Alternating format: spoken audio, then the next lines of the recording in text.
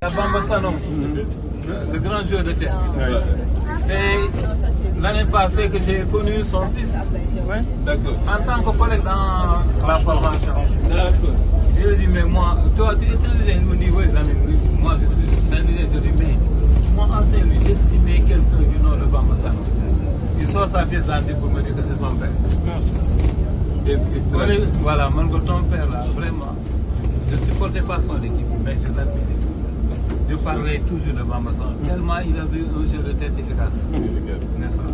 Donc, vous voyez, le sport, ça réunit. Mais si on voit maintenant les jeunes là, avec les navettanes et consorts, n'est-ce pas, hein, se faire tuer, etc. Non, c'est pas ça le sport. Le sport, il faut l'aimer, parce que le sport rassemble. Il doit rassembler, n'est-ce pas? Il doit faire vraiment des gens, n'est-ce pas? Comment dirais-je? Il doit les réunir, les regrouper, n'est-ce pas? Donc c'est ça le sport. Voilà, n'est-ce pas? Malheureusement, mon équipe, le Jaraaf, avait été battue 3-0. J'ai pas mangé à midi. Avec tous les forces. Je n'avais pas de billet de retour. Donc, je suis venu tardivement vers minuit. Quelqu'un qui a quitté chez lui à 6 heures du matin. Pour revenir voilà, à minuit. J'ai trouvé le manger était fini. Voilà. J'espère qu'on t'a pas mis la psychologie aussi après. Non. En ce moment, les gens étaient à la passion. Donc, pour dire donc, je confirme ce que vous dites. Quand il y avait des chocs, gendarme qui Jaraaf, des chocs Almadi Barak, des chocs Linger, par exemple, l'Union sportive du Rail. Mais les gens se levaient tôt le matin pour aller au stade. Ils mangeaient n'est-ce pas, au stade. Pour attendre le match qui devait démarrer à 15h ou bien à 17h, s'il y avait deux matchs. Voilà. Première et deuxième. Voilà. Mais finale junior, finale. C'est ça. Il y avait des talents. Au Jaraaf, il y avait des gens comme Louis Camara, Louis Boris, Bamba Diarra, Pape Émile Diémé, Pape Yaye, et consorts. C'est plus vraiment. Il y avait Koutou, il y avait, je pense, si je ne me trompe pas, Roger Mendy et l'autre accent là, Racine Kane. Voilà, Racine Kane. Donc c'était des jeux talentueux qui vérifient la parce qu'ayant littéralement battu et surclassé vraiment l'Égypte sur son terrain, ce qui était presque impossible en Afrique, de venir battre l'Égypte sur ce terrain-là. Et quand l'équipe devait gagner et rencontrer la Côte d'Ivoire, après l'Égypte c'était le Zimbabwe. Le Sénégal l'a battu par 2-0. Mais le Sénégal pouvait augmenter, soigner son globérage pour être qualifié définitivement. D'ailleurs, cette malchance de globérage, c'est par cette malchance de globérage que le Sénégal a été éliminé. Parce que le troisième match, donc, on devait jouer contre la Côte d'Ivoire. Et les Ivoiriens, qu'est-ce qu'ils avaient affiché dans le journal? Battre le Sénégal est un rêve fou. Impossible. La fraternité matin. Parce qu'ils ont plusieurs talents, etc. Et par malchance, quand leur ailier Youssouf Fofana a cendré, Ablaye Traoré a repris de la tête. Vraiment, c'était un seul but qui a éliminé le Sénégal. Moi, ce jour-là, vraiment, j'étais dans l'angoisse comme les autres. N'est-ce pas?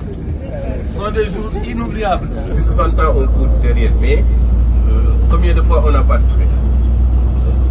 C'est pas beaucoup. C'est pas beaucoup. 80, apparemment, 72, depuis 70 là, ou 72, on avait plus fait de 4 jusqu'à 90. Ok. Donc le nombre de... Et aussi malchance, on avait 3 finales. C'est ça. C'est méritant. De 80. L'équipe de Caire 86 était capable de remporter la coupe. Mais ce qui est très intéressant, c'est on était jeunes à l'époque, on entendait tellement parler de Caire et de 86, on pensait qu'on a joué la finale. Moi je pensais que on avait même atteint la finale, alors qu'on n'était même pas sorti de notre groupe. Mais depuis longtemps, 86, 86, 86, vous pensez que si, alors qu'on n'était même pas sorti de notre groupe. Il fallait voir, on n'était pas sorti de notre groupe, mais il fallait voir la qualité du jeu.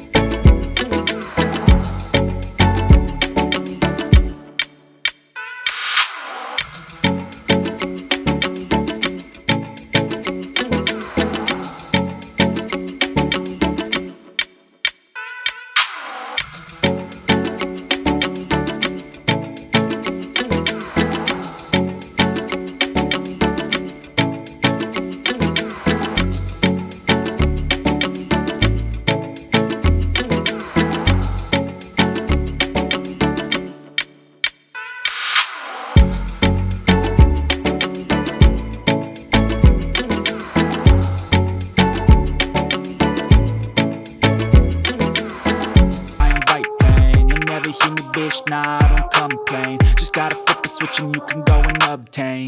Anything you want, anything you need. Your mind's got the key ingredient, it's belief.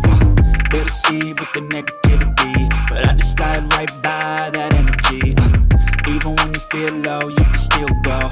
Even when you feel slow, you can still go. Even when there's no hope, you can still go. I never answer to no, man, I still go.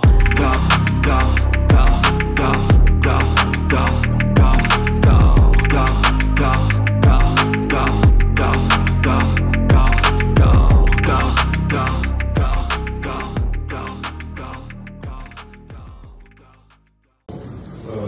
de mettre en place des outils et de proposer un accompagnement progressif, donc là sur un plan triennal, par exemple, de dire que, au lieu de dire qui contrôle qualité dans un premier temps, c'est de changer peut-être par rapport au nom, de mettre sur une démarche qualité ou bien de l'accompagnement qualité, tout en vue du contrôle, parce qu'il faut avoir en vue que la finalité c'est le contrôle, mais de les accompagner dans un premier temps sur une démarche triennale. Dans la première année, c'est un accompagnement, sur la deuxième année, mais après derrière, tout au bout de la phase d'avant, ce sera un contrôle pour lequel voilà, il sera sanctionné. Et ce qu'on a dit tout à l'heure, c'est que si le contrôle va démarrer la présentation et je vais l'accompagner. Donc elle va attendre de démarrer. Donc que veut-on faire de l'ONECA d'ici 2037? Alors, nous avons l'ambition de faire de l'ONECA le partenaire incontournable des acteurs publics et privés. Voilà notre slogan. Partenaire incontournable, c'est ça le mot-clé. Comme l'avait lancé à l'époque le président Abdoulaye Dramé qui avait commencé tous les contacts partout. Il faut qu'on continue et qu'on soit le partenaire incontournable. Comment y arriver? Alors, notre plan d'action se décline en 3 points. Le premier point, c'est le marketing que Maha va vous présenter. Donc le marketing, c'est d'abord faire savoir qui nous sommes. Parce que beaucoup de gens ne savent pas ce que l'expert comptable sait faire. Et donc au niveau de l'État, on rencontre beaucoup de gens extrêmement qualifiés, extrêmement pointus, mais qui n'ont aucune idée de ce que nous pouvons leur apporter. Et ils passent complètement à côté de ce que nous faisons. Ensuite, d'abord faire savoir. Ensuite, aller voir ces gens-là pour identifier leurs besoins. De manière à bien pouvoir calibrer des produits que nous pourrons leur servir. Et des produits qui soient le plus possible standardisés, de manière à ce qu'on puisse former tous les experts comptables à ces produits, de manière à ce que les acteurs publics puissent lancer des mises en concurrence entre nous, pour que chacun puisse travailler. Et donc cela passe par la qualité que l'énormément de présence. C'est le déroulement réel du programme de contrôle qualité triennal. Il est vraiment important pour le respect de notre profession d'avoir des pratiques homogènes. Le troisième point s'articule autour de la mise en œuvre d'une démarche qualité pour tous les cabinets par rapport à l'ISPC. Alors ce qu'il faut savoir, c'est qu'au niveau mondial, au niveau de l'IASB de FAC, ils ont lancé le déroulement d'un programme qui s'appelle ISPCM1. Donc c'est la mise en place d'une véritable démarche qualité. Comme nous, vous savez, nos clients faisaient des certifications qualité, ISO 9001, etc., etc. Ça arrive pour tous les cabinets. Et demain, tous les cabinets qui n'auront pas ces certifications d'ici 5 à 10 ans seront aptes. Vous aurez beau être membre d'un an, si vous n'êtes pas certifié qualité, vous n'aurez pas de mission. Donc il faut absolument se préparer, y aller en douceur d'abord, et après coller aux normes internationales.